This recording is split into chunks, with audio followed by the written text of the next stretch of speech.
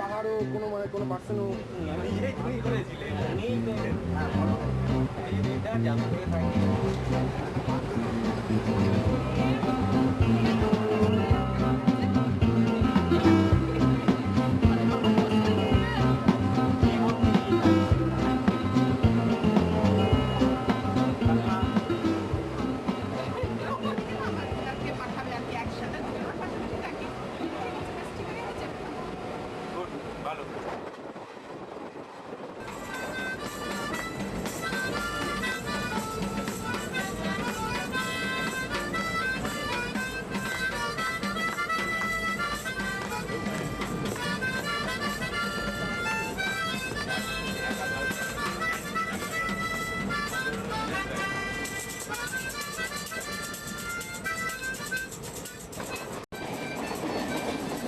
এই ম্যাপ অনুযায়ী আপনি বুঝতেই পারছেন আমরা যাচ্ছি মর্তের অমরাবতীর কাছে। অবশ্য ভূস্বর্গের কাছে পৌঁছানোর আগে আরও গান বাজনা সঙ্গে নিয়ে আমরা পৌঁছবো অমৃতসরের স্বর্ণ মন্দিরে।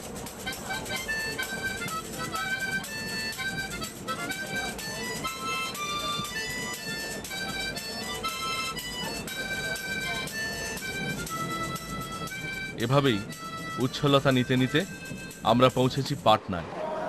দেখুন এই দৃশ্যের সামনে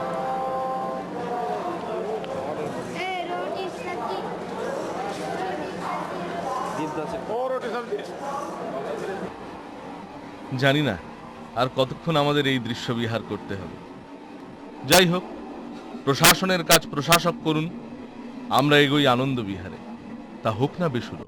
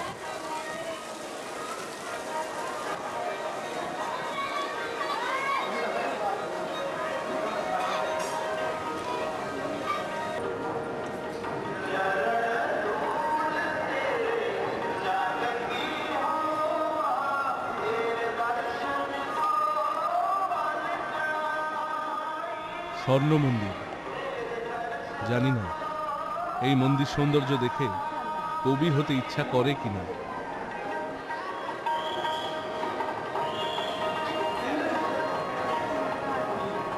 আমার ভাবনা ভাবায় তোকে, হায় রে কপাল, বলিস কি জ্যোৎস্না রাতে চাঁদের সাথে ঝগড়াঝাটি করিস কি? আর এও জানি না চাঁদ আর এই মায়াবী সৌন্দর্যের ঝগড়া আর কতকাল ধরে চলবে। তবে এটুকু বলতে আমাদের কোনো অসুবিধা নেই, রাত্রির জ্যোৎস্নায় পাঞ্জাবের অমৃতসর স্বর্ণ মন্দিরের রাতে যে সৌন্দর্য তরঙ্গের সুর পাওয়া যায় তাতে হারিয়ে যেতে ইচ্ছে করে মেঘ জন্মের সুরে।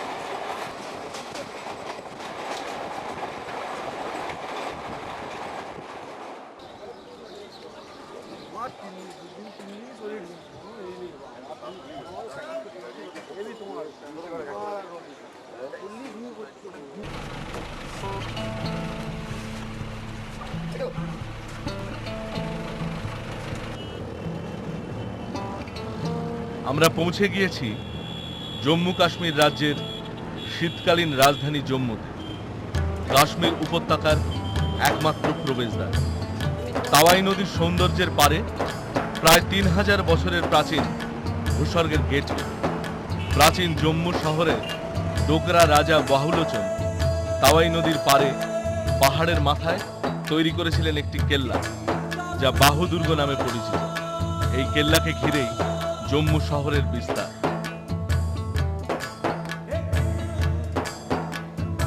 জানি না এই বাগান দেখেই স্বর্গপতি ইন্দ্ররাজ নন্দনকাননের পরিকল্পনা করেছিলেন কিনা।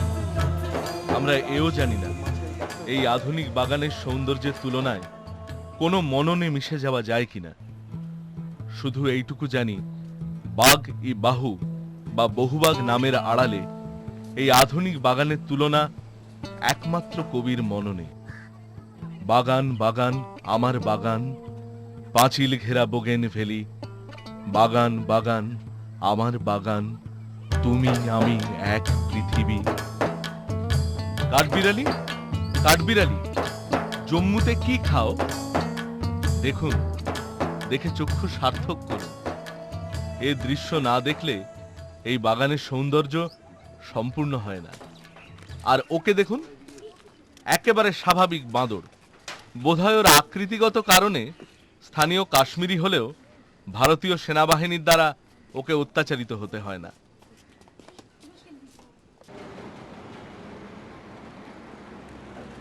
বাহুই বাগ দেখে জিটি রোড পেরিয়ে আমরা এগোচ্ছি রঘুনাথজি মন্দিরের কাছে।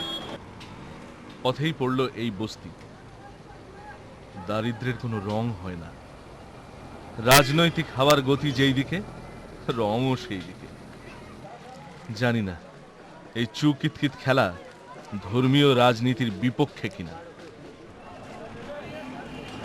1835 সালে প্রতিষ্ঠিত ডোগরা রাজা গুলাব সিং এর হাতে তৈরি রঘুনাথজি মন্দির। মন্দিরের আরাধ্য দেবতা রাম, লক্ষ্মণ ও সীতা।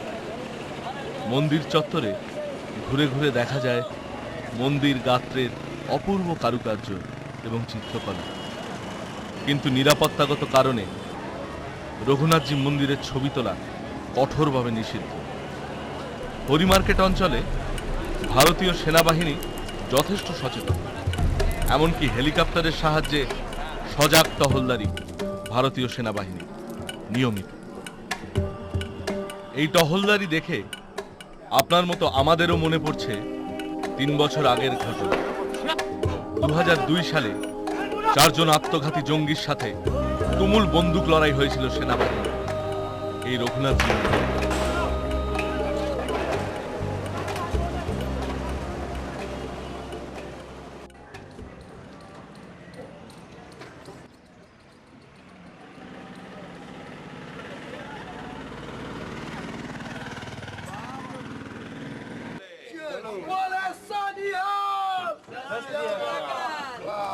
চলো এই আমার জলের বোতলটা কই? হয়তো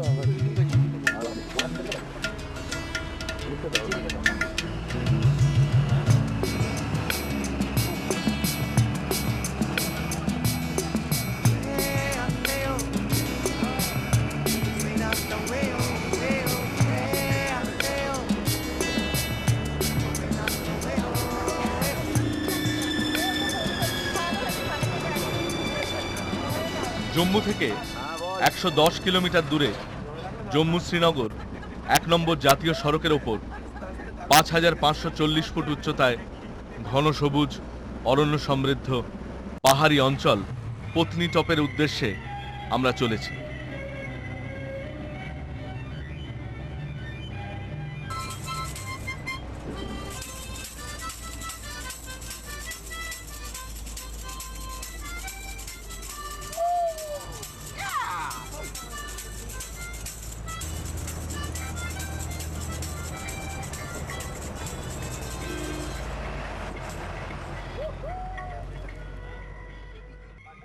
এই অবাক সৌন্দর্য দেখতে দেখতে আমরা ভুলে গিয়েছিলাম খিদের কথাও। রাস্তায় স্থানীয় দোকানে অচিন্ত্য কুমার সেনগুপ্তর ভাষায় আমরা দাঁড়ালাম ক্ষুধাভরণের কারণে। কাশ্মীরি চাপাটি খেতে খেতে হঠাৎ দেখলাম এই দৃশ্য।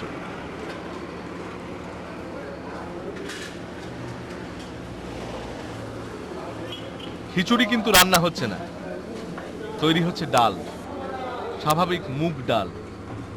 জানি না পত্নী টপ ছাড়া আর কোথাও এ ধরনের পাত্রে ডাল রান্না হয় কিনা। भंडारा लेकर भोले जी चारपाई पर बैठकर खाइए, रास्ता छोड़ दीजिए। अमरनाथ भगवानी बाबा की आज भोले जी आ जाओ, गर्मा गर्म चाय, आज में ठंडा ठंडा नींबू पानी और गर्मा गर्म भंडारा। পত্নী টপের কাছাকাছি আমরা পৌঁছে গেছি ভান্ডারাতে। আপনাদের মতো আমাদেরও মনে হচ্ছে খিদে আর একটু সহ্য করতে পারলে হয়তো আরো উপভোগ করতাম এই নিরামিষ পুণ্যভোগ। এই ভান্ডারা চত্বরে হিন্দু ধর্মাবলম্বী ছাড়া অন্য ধর্মের মানুষেরা কঠোরভাবে নিষিদ্ধ। অমরনাথ তীর্থপথে যাত্রীদের পুণ্যগত কারণে এই বিনা পয়সার রাজকীয় আপ্যায়ন। बहुत अच्छी सेवा कर रहे हैं यहाँ पर। জম্মু কাশ্মীরের শীতকালীন রাজধানী জম্মু ও শ্রীনগরের মাঝে 2.5 কিলোমিটার দীর্ঘ জহর টানেল। নিরাপত্তাগত কারণে ফটোগ্রাফি এখানে কঠোরভাবে নিষিদ্ধ। জহর টানেল পেরিয়ে পৌঁছলাম এক সৌন্দর্যের থেকে আর এক সৌন্দর্যের কাছে। এই সুন্দরের চোখে চোখ রাখলে পীর পাঞ্জাল পর্বত শ্রেণীর ওপর থেকে আমরা প্রথমবার দেখতে পাবো কাশ্মীরের বিস্তৃত উপত্যকার দৃশ্য। এই জায়গার পোশাকি নাম টাইটানিক ভিউ পয়েন্ট। এই নাম থেকেই আরো একবার মনে পড়ে যায় ব্রিটিশরা 200 বছর শাসন করেছে আমাদের দেশ। জাতীয় নিরাপত্তার স্বার্থে এই সৌন্দর্য দুদণ্ড দাঁড়িয়ে উপভোগ করারও অনুমতি নেই। কিন্তু সৌন্দর্যের দেবতার আমরা আশীর্বাদ ধন্য।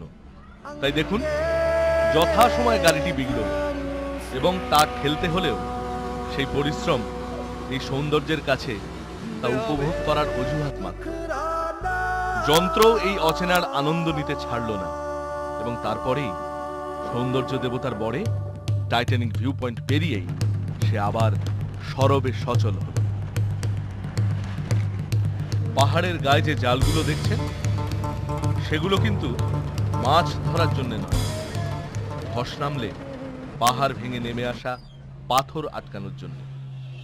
এই প্রয়োজনীয়তার একবারে চাক্ষুষ অভিজ্ঞতাও হলো হাতে নাতে। ধস নামলো, তা সত্ত্বেও সেই সৌন্দর্য দেবতার আশিস আমাদের পৌঁছে দিল পেহেলগাঁও।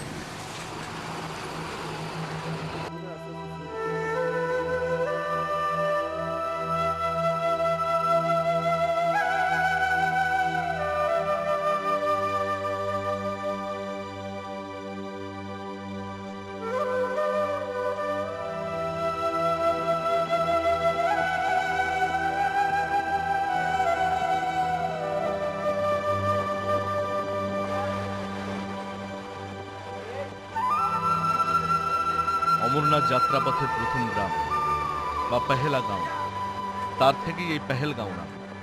ভাগ্যিস ফার্স্ট ভিলেজ নয়।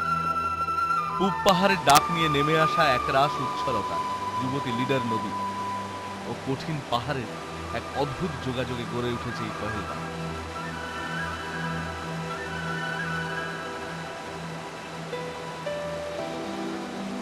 খরস্রোতা, স্বচ্ছতা লিডার, সুন্দরের এই রূপ অবর্ণনীয়।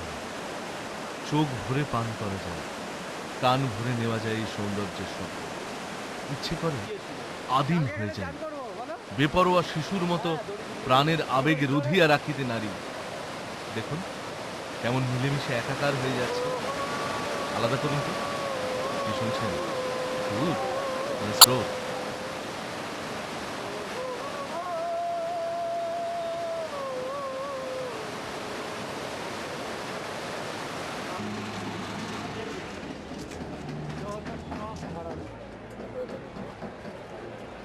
Mukesh.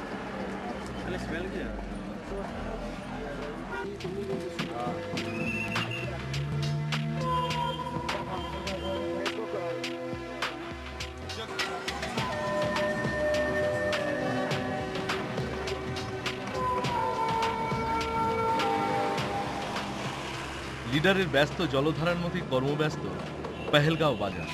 কি নেই এখানে? আখরোট থেকে আপেল, পশমিনা থেকে সোয়েটার, মায়ের লুধিয়ানায় তৈরি কার্পেটও এই বাজারে কাশ্মীরি আখ্যা পেয়ে যায়। ওদিকে কি দেখছেন? এটা কিন্তু কোনো মারামারির দৃশ্য নয়, এটা আলোচনা। আরো ভালো করে বললে উত্তেজিত আলোচনা। স্থানীয় কাশ্মীরি যুবকেরা একজন বাঙালি পর্যটককে ঘিরে ধরেছেন। তার একমাত্র অপরাধ তিনি বেহালায় থাকেন এবং ভারতীয় ক্রিকেট দলের সৌরভ গাঙ্গুলিও বেহালাবাসী।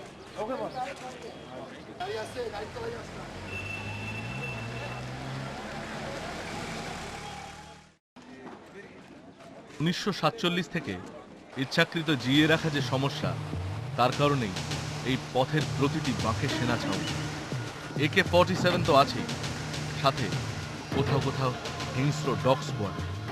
ভূস্বর্গ ভয়ঙ্কর।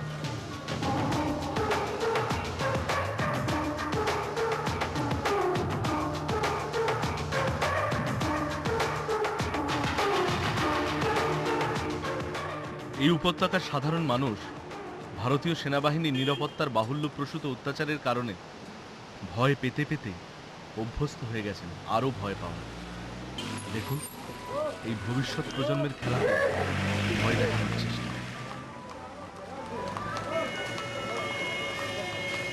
কিন্তু ভয় পাওয়ার মধ্যেও মানুষের স্বাভাবিক জীবন বয়ে চলে। আপনার পাড়ার কোনো পরিচিত দৃশ্য মনে পড়ে যাচ্ছে?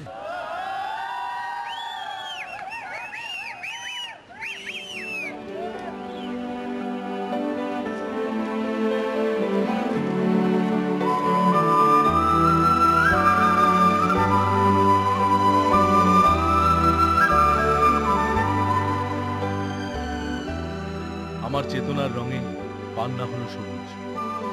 আমি জানি না চেতনার রং সবুজ কিনা, কিন্তু সবুজ মখমলে মোড়া এই প্রাকৃতিক গালিচার নামই বৈশরণ, যা অনায়াসে হার মানায় বিখ্যাত কাশ্মীরি কার্পেটকে। এই অতুল সৌন্দর্যের মধ্যেও মন উদাস হয়ে যায় এই ভেবে যে রাষ্ট্রীয় নিরাপত্তা স্পর্শে এই সৌন্দর্য হয়তো আরো সার্থক হতো ভূস্বর্গ বিশেষণ।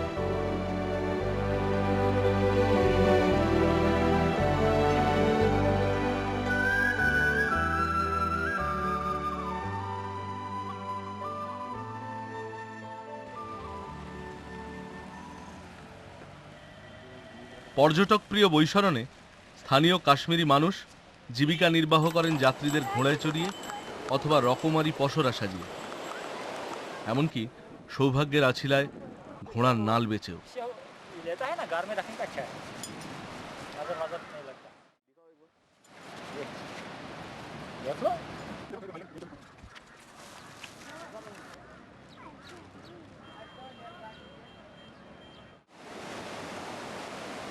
লিডার নদীর গা ঘেঁষে পাহাড়ের খাঁজে খাঁজে রয়েছে ছোট ছোট কটেজ, যা কৃত্রিম হলেও তাদের ঘিরে থাকা নাম না জানা পাহাড়ি রং নিবিড় আলিঙ্গনে কটেজগুলোকে একান্ত প্রাকৃতিক করে তুলেছে। এমন মন কেমন করা সৌন্দর্যের মাঝখানে যদি বনভোজনের ইচ্ছে হয়, তবে অনেকের মতো আপনিও তা করতে পারেন।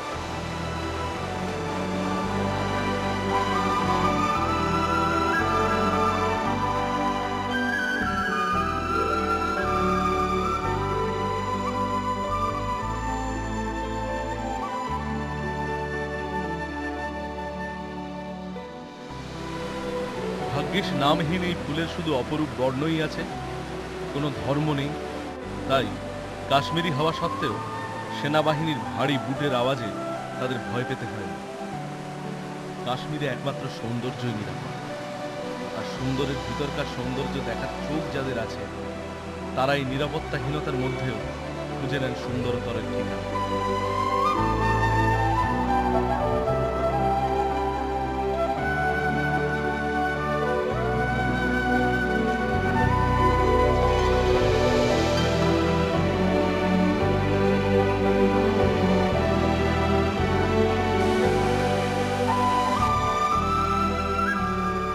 অপার সুন্দরকে মননে বন্দি করে পেহেলগাঁওয়ের চেকপোস্ট পেরিয়ে আমরা চললাম উত্তরমুখী তুষার তীর্থযাত্রায় অমরনাথের উদ্দেশ্যে।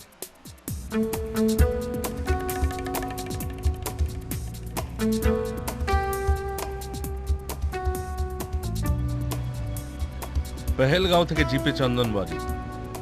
বলে রাখি, বাইরের গাড়ি এখানে ব্যবহার করা নিষিদ্ধ। এখান থেকেই শুরু হবে দুর্গমের পথে আমাদের হাঁটা।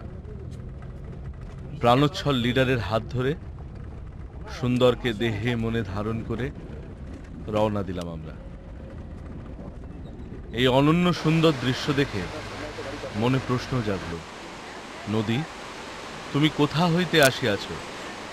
স্রোত কণ্ঠে উত্তর দিল স্রোতস্বিনী, মহাদেবের জটা হইতে। এই ভয়ঙ্কর সুন্দরের ছবি মন ক্যামেরায় বন্দি করে চলুন পিসুটপে।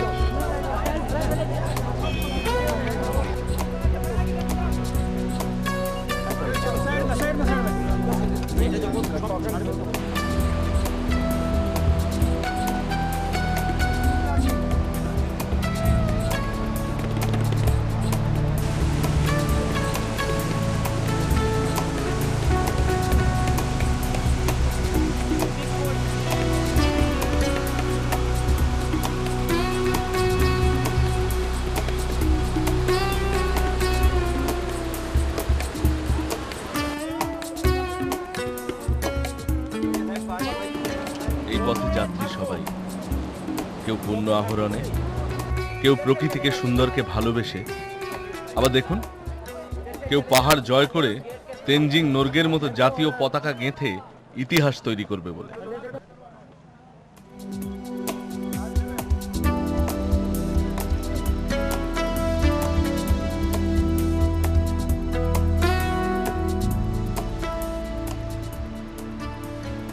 পিসুটপ জয় সম্পূর্ণ। এবার লক্ষ্য শেষনাগ। সুন্দর এখানে জন্ম নেয় প্রতিপলে। এই দুর্গমগিরি কান্তার পথে কাণ্ডারি যেন দেবাদিদেব স্বয়ং। তাই তাঁর নামোচ্চারণেই কেটে যায় ক্লান্তি, পথশ্রম।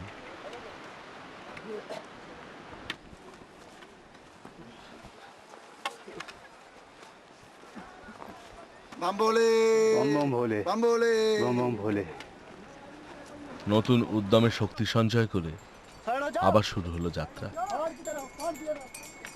পাহাড়ের রুক্ষতা, ঝর্ণার চাঞ্চল্য এখানে হেরে যায় বন্দুকের আস্ফালনে।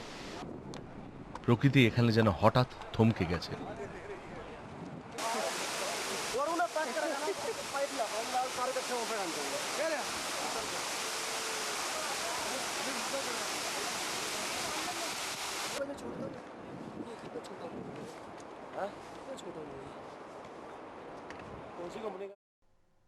বাঁক পেরিয়েই আবার উদ্দাম সৌন্দর্য। হিমাবহর বুক চিরে এক থেকে সহস্র ধারা ঝরে পড়ছে হ্রদে। আমরা পৌঁছেছি শেষনাগে।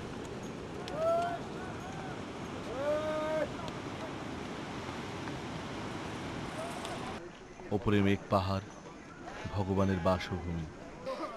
দূরে হিমাবহ পাহাড়ের খাঁজে খাঁজে এঁকে বেঁকে নদী হয়ে হারিয়ে গেছে।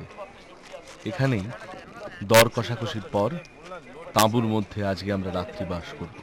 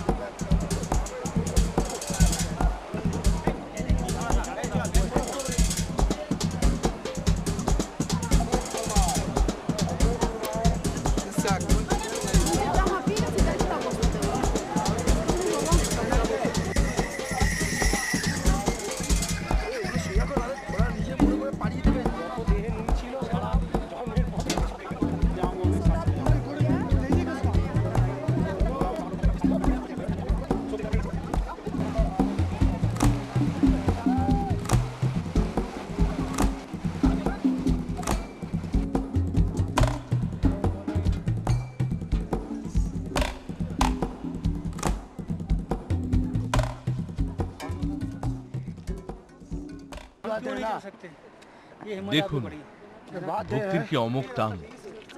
সব প্রতিবন্ধকতা জয় করে লাঠি এ পথে পা হয়ে গেছে অনায়াসে। সকলই তোমারও ইচ্ছা, পঙ্গুরে লঙ্ঘাও গিরি। পরদিন সকালে যাদের ঘোড়া এখনো ভাড়া হয়নি তাদের বিষণ্ণতা পিছনে ফেলে পথে আবার নামো সাথে। পথ চেনা না হলেও পরিচয় হলো সুন্দরের সাথে।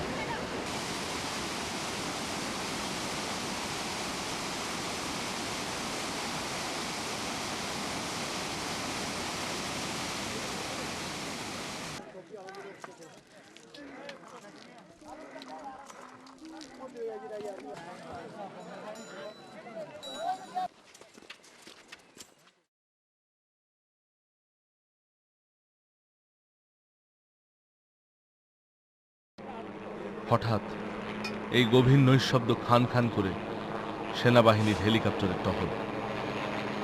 দেশি বিদেশি, ধনী দরিদ্র সবাই একইভাবে চলেছেন, একই পথে, একই লক্ষ্যে।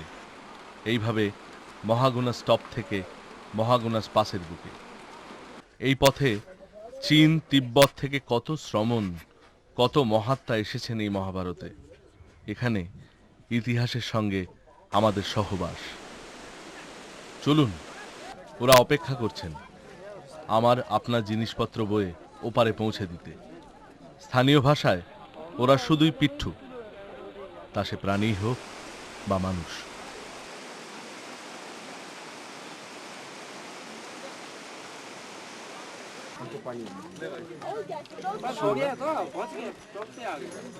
आप लोग कब से दिल्ली कर रहे हैं क्या सेवा? कौन सा बैटालियन के आप लोग? आपकी दिल्ली करेंगे आप? दिल्ली में जब तक 19 अगस्त तक। अच्छा है। मुझे पा दिए।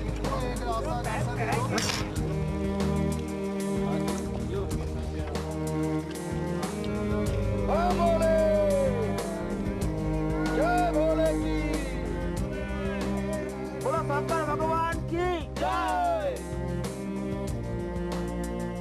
कहाँ से आ रहे हैं? जयपुर यमाई रोड जयपुर महारानी कॉलेज। हाँ चंदनवाड़ी शिवाय बोली। आज रुकना है कोई तरह नहीं। हाँ निकलते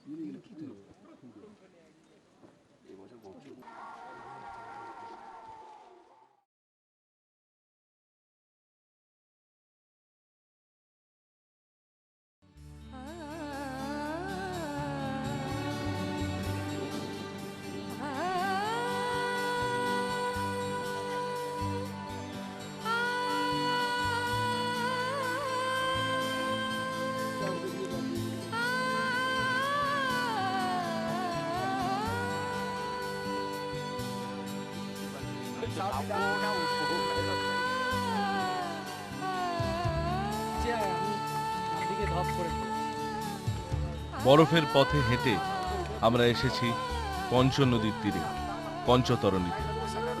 অমরনাথের পথে এখানে আমরা দ্বিতীয়বার রাত্রিবাস করব। যে তাঁবুগুলো আমাদের রাতের আশ্রয়, তারা যেন চারিদিকের অসাধারণ নিসর্গের পরিপূরক।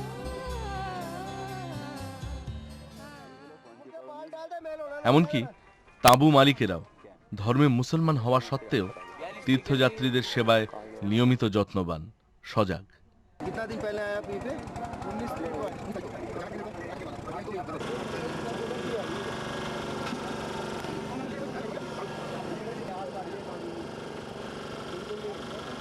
हमारा नाम शिबिर अहमद, शिबिर भाई। कितना सालों से इधर टेंट लगाते हैं? इधर में 18 साल से। 18 साल।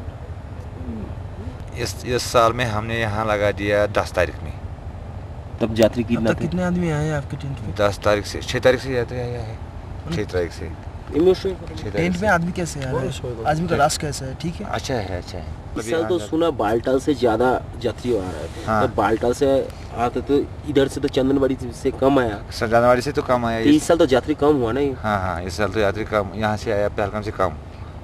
फिर भी कितने ज़्यादा तो हुआ? यहाँ से अभी तो चलो, अभी बोलते हैं बोलने में तो 5.5 लाख है, 1 लाख तो वहाँ से हो गया, उसमें 4.5 लाख रहा है अभी।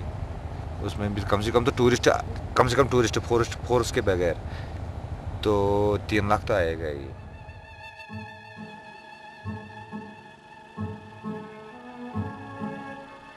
এখানে ঠান্ডা হাড় কাঁপিয়ে দেয়, তবু তার মধ্যেই একজন সাধু, দেখুন এটা কি বলবেন, ব্রহ্মতেজ।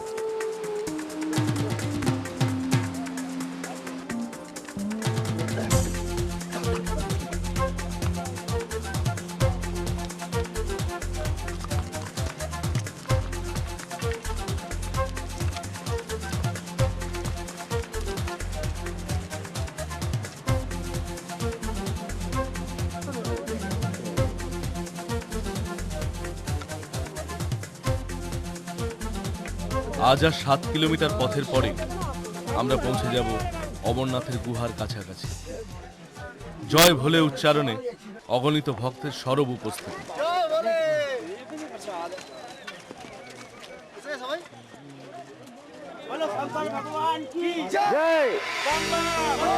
দুর্গমের এই পথ অতি সহজেই যারা অতিক্রম করে পৌঁছতে চান অমরনাথে, তাদের জন্য রয়েছে এই হেলিকপ্টার।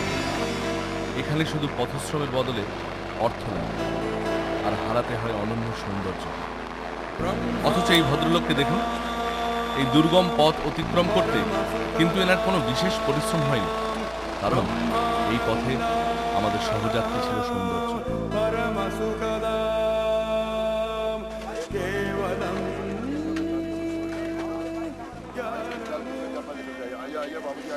আমরা পৌঁছে গিয়েছি আমাদের অভীষ্ট লক্ষ্যে। নানাবিধ পসরা, পূজার উপকরণে সজ্জিত দোকানের মাঝখান দিয়ে পথ চলেছে গুহার দিকে। দোকানি এখানে দুরকম, সাধু ও অসাধু। এত পরিশ্রম, এত পথ, এখানে পৌঁছানোর এত ঐকান্তিক ইচ্ছে, সব মিলে ভক্তি হয়ে নিবেদিত হয়েছে এই গুহা মন্দিরে। গুহার ফাটল বেয়ে জল চুঁইয়ে পড়ে জমে গিয়ে তৈরি হয়েছে এই বরফের শিবলিঙ্গ অমরনাথ।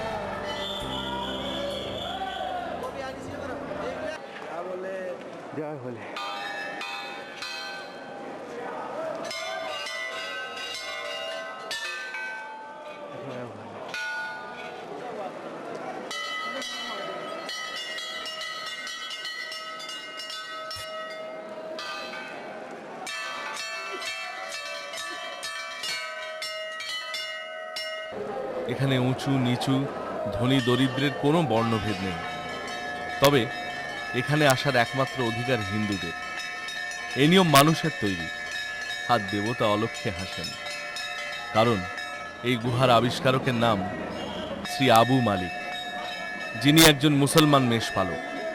আর মহাদেবের মাথায় প্রথমবার ঢালা জল তাঁরই হাত দিয়ে। তার উত্তরপুরুষ আজও প্রতিদিন শিবলিঙ্গে প্রথম জল ঢালেন।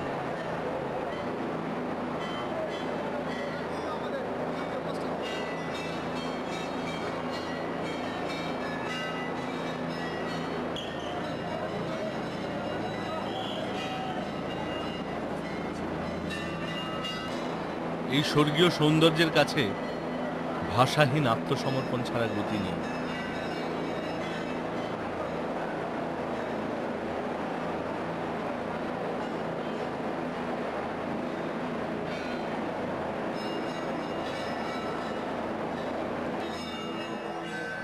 মহাদেবের শ্রীচরণে আমাদের ভক্তি বিহ্বল অর্ঘ্য সমর্পণ করে আমরা ফিরে চললাম বালতালের রাস্তায়, সোনমার্গ হয়ে সুন্দরী শ্রীনগরের পথে।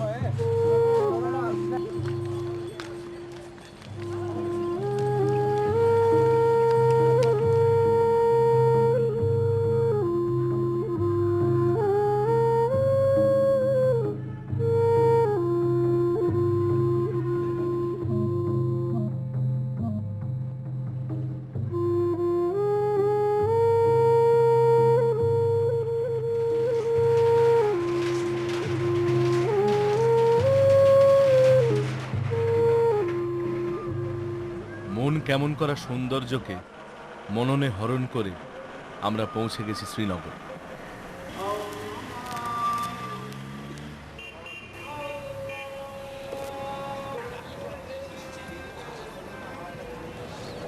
এ কথা বলাই বাহুল্য, ভূস্বর্গই এই সৌন্দর্যের সার্থক বিশেষণ। আমরা এগোচ্ছি হাউস বোটের দিকে। পথেই আমাদের মনে পড়ল সেই জঙ্গি হামলার কথা, যেখানে সাংবাদিকরাও পরিত্রাণ পান।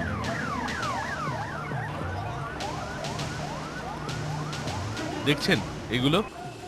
আগে হ্যাঁ, এখানেই বিখ্যাত কাশ্মীরি উইলো কাঠের ক্রিকেট ব্যাটের জন্মস্থান। এই ব্যাটই লাল বলে লিখে দেয় বাউন্ডারির ঠিকানা। তবে আমাদের ঠিকানা আপাতত ডাল লেকের হাউস বোটে। মায়াবী আলোয় শরীর শীতাতপ, ভাবিয়ে করে আমায় পরিযায়ী। রাত্রির নরম মায়াবী আলোয় স্বপ্ন পায় সৌন্দর্যের ছোঁয়া। এই স্পর্শের বর্ণনা দিতে সমর্থ একমাত্র কবির কলম। তাই কবি কল্পনা পাখায় ভর করে আমরা স্বপ্নের কাছাকাছি, রাতের ডাল লেকে।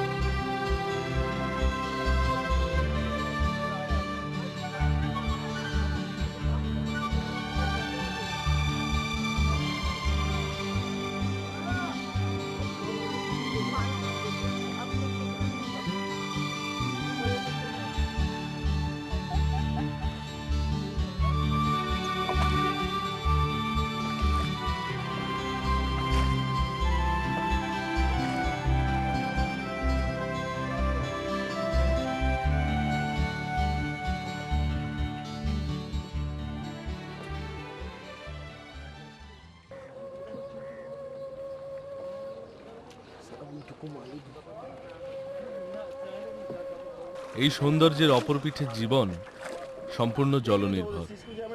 জেগে ওঠাও জলে, চান খাওয়াও জলে, বাজার দোকান ব্যবসাপাতি বেচা কেনা সবই জলের ওপরেই চলে। এখানে 3 ভাগের পৃথিবীটাই পৃথিবী। এই দৃশ্য যেমনই অদ্ভুত তেমনই মনোরম, কিন্তু যিনি শিকারায় আছেন তার কাছে ততটা সুখকর নয়, কারণ তাকে এই সমস্ত জিনিস ডাঙা থেকে কিনে বই নিয়ে এসে আমাদের যোগান দিতে হয়। এই বৃত্তের কোনো শেষ নেই। এবার চোখ ফেরান এই দৃশ্যে। দেখুন তো কোনটা বেশি সুন্দর, দোকানের পণ্য, দোকানদার, নাকি দোকান যেখানে অবস্থিত সেই জায়গাটা?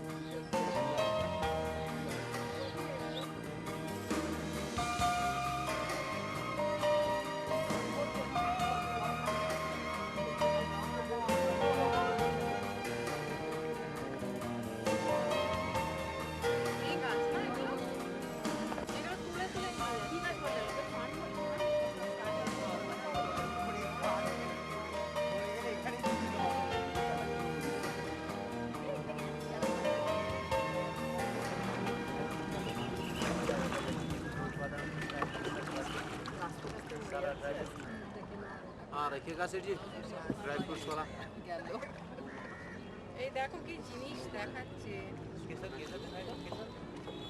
केसर चाहिए नहीं ये না हाँ पहले क्या घंटा क्या সৌন্দর্য এখানে সর্বত্র, এখানকার প্রতি অণু পরমাণুতে। কিন্তু ভয়ে যদি এখানে কমে যায়, কোনো রাজনৈতিক রঙের উল্লেখ না করেই বলছি, তবে কাশ্মীর হয়ে উঠবে সর্বাঙ্গীন সার্থক ভূস্বর্গ। টিভিতে দেখায়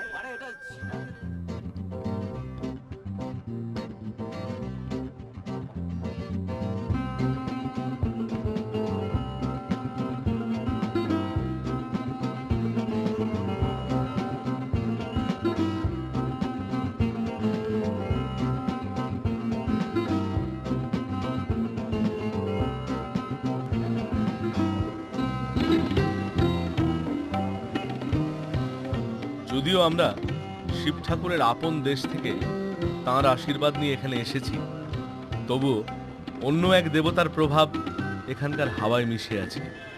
তিনি মদন দেব। তাঁর পুষ্পবানের ছোঁয়ায় রঙিন এই দৃশ্যই তো এখানে স্বাভাবিক, সুস্থ, সুন্দর।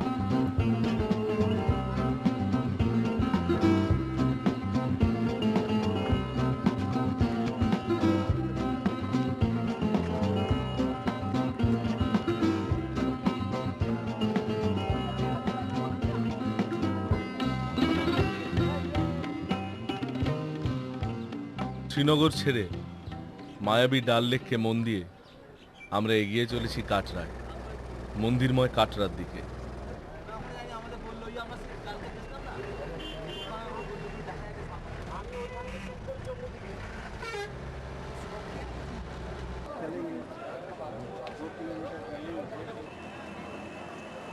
যেখানে অন্যতম হিন্দু তীর্থক্ষেত্র মা বৈষ্ণোদেবীর মন্দির। তবে আমাদের বৈষ্ণোদেবী দর্শন কাটরা থেকেই সারতে হবে, কারণ কাটরার পরে আর ক্যামেরা নিয়ে যাওয়া যায় না।